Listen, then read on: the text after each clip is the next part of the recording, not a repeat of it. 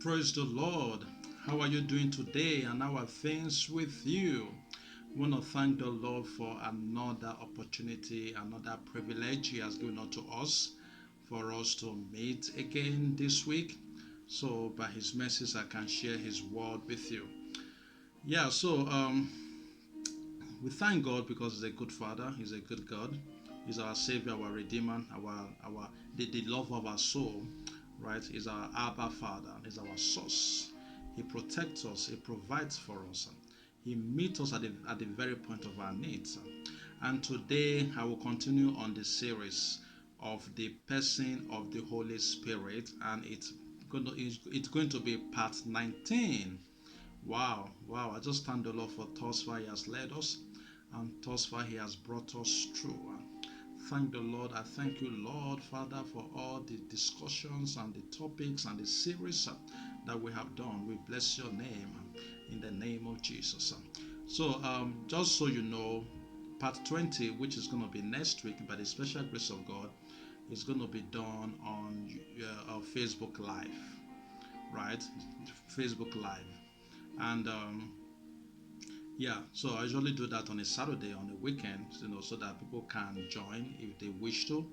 But at the same time, I'm going live on Facebook, and I want to encourage you to be part of it, and you'll be blessed, right? So the series I've been doing are recorded series, which are now uploaded online.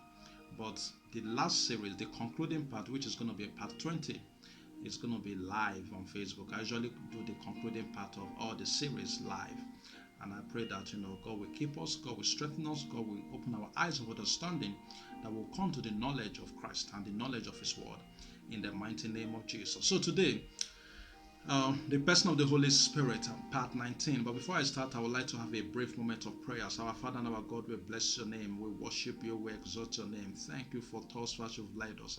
Thank you for your miracles, for wisdom, for understanding. Thank you for all the lives that have been blessed, all the lives that have, come to the knowledge of Christ, or that have been inspired, oh God, by this series, oh God, Father, we bless your name. It is only by you, and everything is done to the glory of your name, in the mighty name of Jesus. Father, today, speak to our heart, Lord. Open our eyes of understanding, and as many that are under the sound of my voice, let the Holy Spirit touch them, transform them, impact their lives, in the mighty name of Jesus. Thank you, my Lord, for in Jesus' name we pray. Amen. Praise the Lord. Oh, the Lord is faithful. He's glorious. Today's Bible passage is Colossians chapter 3 from verse 5. Then we'll read 8 to 9. So I'm going to read the Bible, right?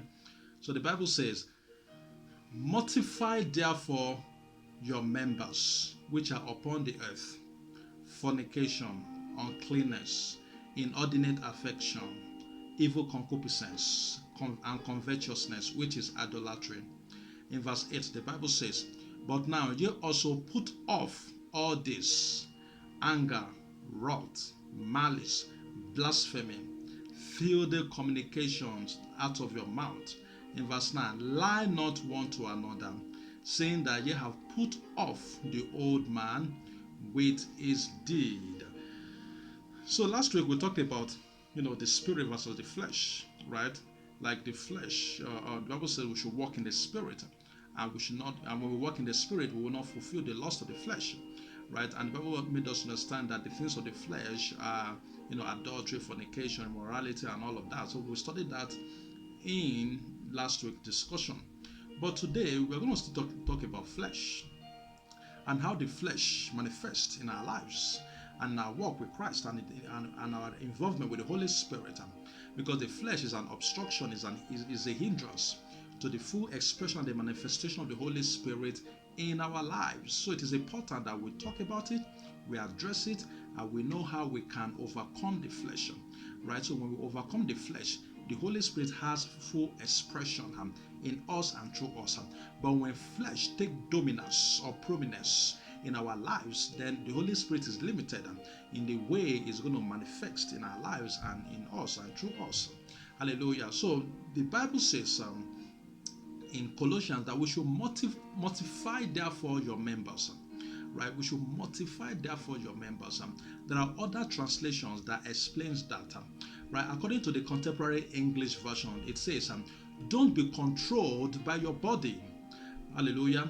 Then the Amplified Bible version talked about, mortify therefore your earthly body, right? So when the Bible says your members, your members of the earth, it means that, it is talking about our bodies, our flesh. Hallelujah. And the Bible made us understand that, our member is also known as the flesh. Because in 1 Corinthians chapter 12, verse 14, the Bible says that for the body is not one member, but many members. So if 1 Corinthians chapter 12, verse 14 says that the body is not one member, but many, and in Colossians chapter 3, verse 5, it says, mortify therefore your members which are upon the earth. So it means that it is talking about the same thing, the body or the flesh. Hallelujah. So we're going to do a little explanation, about this Bible passage that I just read. Colossians chapter 3, verse 5. The Bible says, mortify therefore your members that are upon the earth. So other translation says, put to death the members, the manifestation of the members that are of our members that are upon the earth, right? And it says fornication, which is sexual immorality, right? Uncleanness means dirt, also to be dirty, right? To be filthy. It means to be morally impure, hallelujah, and to have unclean thoughts. That's uncleanness. Then inordinate affection means to have lust, to have evil desire, right? To have unhealthy attachment towards someone or something. In other words, they call it when someone is obsessed or obsession, or when somebody has obsession about something, right? So that thing or that someone controls the mind of that person, controls the decisions. And as a matter of fact, even though the person may not control the mind, the person that is being, that has obsession, that have inordinate affection, base his or her decisions on what the other person likes or wants. In other words, wanting to please that person, because the person just is being, has this unhealthy attachment towards something. It could be material things or towards individual. Hallelujah. So we see that evil concupiscence means to be attracted to sin, to yield, or to be attracted to the temptations of the devil. Hallelujah. And covetousness, which is idolatry, we know about that one, because when a person is covetous, whatever the person is covetous about tends to rule the person's life, and the person will not know. The person may be serving that thing, want to do everything to achieve that thing, right? And that is what the Bible says we should put to death. We should mortify our members, our body, our flesh. Hallelujah. And it says that we should put away anger, wrath, malice, blasphemies, evil communication or filthy communication, lies and all of that. So all of these are the manifestation of the flesh, which limits the performance of the Holy Spirit in the life of a Christian, in the life of a believer. Hallelujah. So as a Christian, we are not expected to exhibit the works of the flesh. And remember, you might say, how can a Christian have this? See, this Bible passage was written to the Colossian church, right? Paul the Apostle wrote this Bible passage, these instructions to the Colossians church, and the Colossians church are Christians. They were not sinners, they are Christians. So Paul is trying to, educate, admonish, encourage, and bring to remembrance that we should not be too careless, about the works of the flesh. That the work, as long as we are in this body, as long as we are, humans, we have flesh and blood, right? The tendency to want to manifest or to want to live by or to walk in the flesh is very high. So therefore, when we mortify our body, it makes us to be subject to the Holy Spirit. Hallelujah. Hallelujah. So all of these are contradictions to the Holy Spirit, right? Because the Holy Spirit in us, the Spirit of God in us, cannot operate or cannot function in the life of a person that is led by the flesh, that is moved by the flesh, that wants earthly things, earthly desires, wants to acquire, earthly mundane things, wealth, prosperity. Nothing wrong with that. But when they drive your thought process, when they drive your decisions, when they are, they are the center of your life, That is where the problem lies. Hallelujah. So that is why the Bible says in 1 Corinthians chapter 15 verse 31 that Paul says that I die daily. So when the Bible says we should mortify, put to death the work of the flesh, so that means for us to be successful at doing that, we must die daily to the things of the flesh, to the lust of the flesh, to the fleshly lust that tends to tempt us or lead us astray. We need to die to the yearnings of the flesh and of fleshly things, of earthly things. And I pray that the Lord will help us in the mighty name of Jesus. In the mighty name of Jesus. So, see, the only way the devil could get sin across to us or could make us to sin against God is through the flesh. And the devil's goal, right, is for us to commit sin. See, the devil does not care whether people worship him or not. He doesn't care whether people call upon his name or not. He's not interested in that. When people do that, they're doing it to the extreme. That is not his goal. Okay? So the goal of the devil is to ensure that we sin and disobey God. And once that happens, he's satisfied. He has achieved his mission. And that is upon anybody, whether Christian or non-Christians. So the devil is, so that's why you don't go to, don't say places of worship for the devil, in various, cities or streets and all of that. No, he doesn't care about people worshiping or calling on his name or, bowing down to him. No, his heart desire, his intent, his ultimate goal is to ensure that people disobey God, and in whatever way or fashion they can achieve that, and once he will go ahead and do that, and once a man or a woman sin against God, he is satisfied. Even though you are going to church, even though you are involved in the things of God, even though you are a minister in the house of God, even though you are even a servant of the Lord, the devil does not care about status, about position, about what you do. His own goal is to ensure that you sin and disobey God. And he does that through the flesh. So that is why the Bible says that we should mortify, put to death the things of the flesh, because when we do that, it's going to be difficult for the devil to lure us, to lead us into temptation, or to make us to commit sin. So when we are led by the Spirit of God, when we walk in the Spirit, or when we live by the Spirit of God, or live in the Spirit of God, it's going to be difficult. It's going to be, in fact, impossible, right, for the devil to make us to sin against God or to disobey God, because we don't walk by the flesh, we are walking by the Spirit. Hallelujah, hallelujah, hallelujah. So now we cannot use the flesh to overcome the devil. So trying to be holy, doing the right things, not not involved in some of these things, right? Through the work of the flesh, or I'm going to make up my mind, I'm not going to do that thing again. Never and all that. We can't overcome the devil through the flesh, because the flesh is his tool, is his weapon for us to sin against God.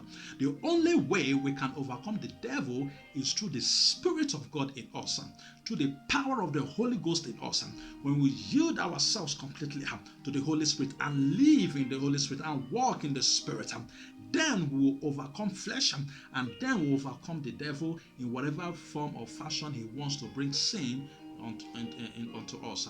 And I pray that the Lord will help us in the mighty name of Jesus. The Lord will help us in the mighty name of Jesus. So we need to understand that even Christians, the tendency for Christians to be led by the flesh is very high. Like I said, as long as we are humans, we have flesh and blood, we have bodies. So we have the tendency to be lured into sin, right? To be subject to the workings of the flesh, right? Whether a person is serving the Lord, whether a person is working in the vineyard of the Lord, or whether a person is preaching the gospel, right? The flesh can still manifest. But when we subject ourselves to the leading of the Holy Spirit, to the person of the Holy Spirit, then the devil cannot and will not be able to penetrate us, because we no longer live by the flesh. We live by the Spirit of God. Hallelujah. Hallelujah. So now the question is, how do we overcome the flesh? How do we overcome the flesh? So there are different ways. See, in Colossians chapter 3, verse 16, the Bible says that let the word of Christ dwell in you richly in all wisdom, teaching and admonishing one another in psalms, in hymns, and in songs, singing with grace, with joy in your heart, with singing songs with grace, in your heart to the Lord, right? So the Bible says we should let the word of Christ dwell in us richly in all wisdom, teaching and admonishing one another in psalms, in hymns, and in spiritual songs. Hallelujah. Singing with grace in our heart to the Lord. This is what the Bible says, that the word of Christ must dwell in us richly. We must be full of the word of God. We must have the word of God dwelling in us. And how do we have the word of God dwelling in us? We have to study the word of God and let the word of God resonate in our heart, and we live by the word of God. We meditate upon the word of God. That is one of the tools that we can have, overcome the flesh. Because when sin comes to us, or when the devil wants to tempt us, we use the word of God to overcome. Hallelujah, hallelujah. Then another point, or another way of overcoming the flesh is when we discipline our body. Hallelujah. In 1 Corinthians chapter 9, verse 27, I'm going to read that. The Bible says, but I keep under my body and bring it to subjection, lest that by any means, when I have preached to others, I myself should be a castaway. So Paul is talking here, right, that he disciplined his body. He brings it under subjection. Subjection of what? Subjection of the Holy Spirit. Subjection. So that means it is a conscious effort. It is a deliberate attempt. You don't discipline your flesh by mistakes or by chance.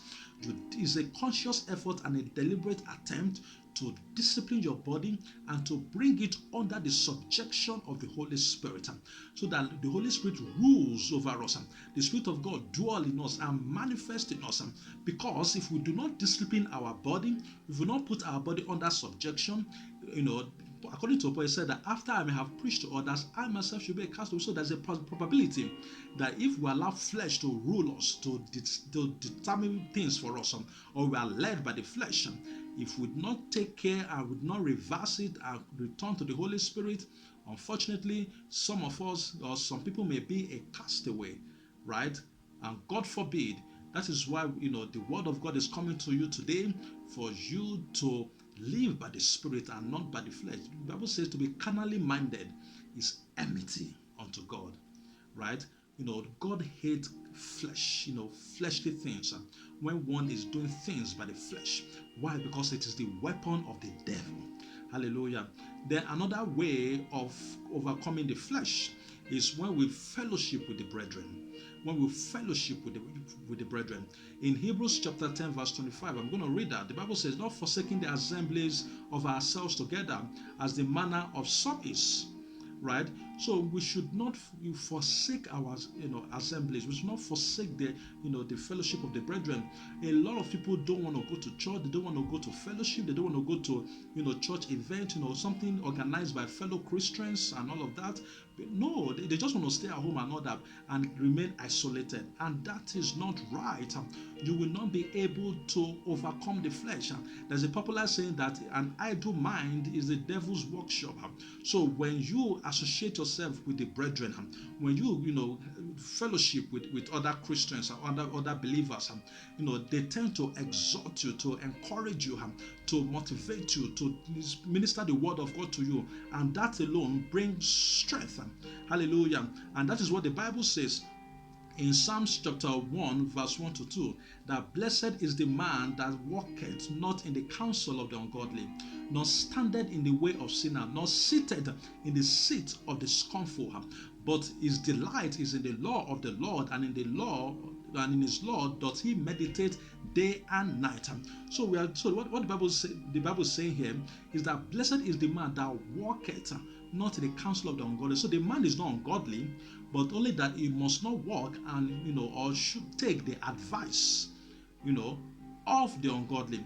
And the Bible says that, and does not stand in the way of sinners. So that means the person is not a sinner.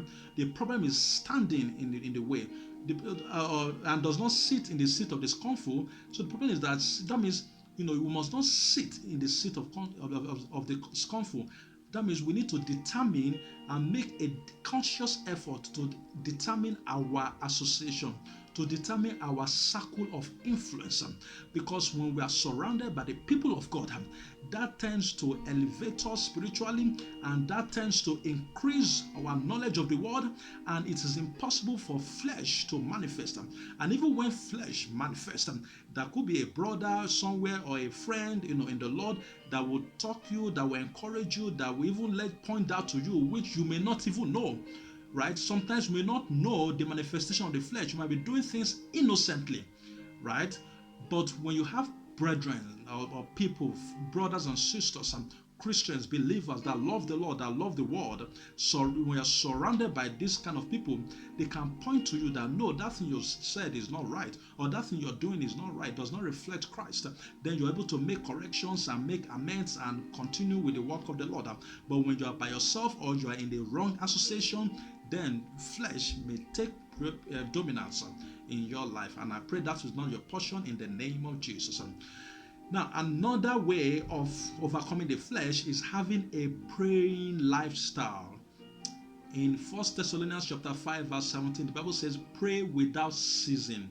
So that means never stop praying.